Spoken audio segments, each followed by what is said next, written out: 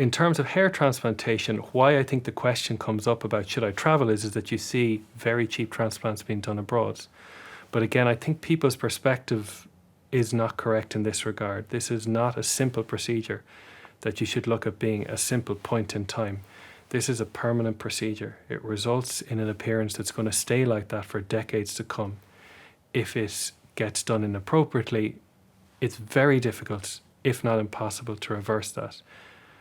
So my advice is always, you need time to think about this. Often when you go abroad, you've already made the decision to have it done. You haven't had time to process it. You haven't had time to inspect the area, make sure it's up to the standard that you expected. The internet has totally changed how people see hair transplantation.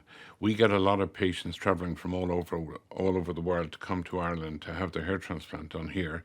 And likewise, a lot of patients travel from other countries to places like Turkey or Bangkok, where they perceive that they will get a very good hair transplant at a ridiculously cheap price.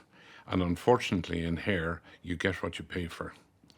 So my advice to everybody is see a doctor at your consultation. Do not see a salesperson. All they're interested in doing is selling you a hair transplant.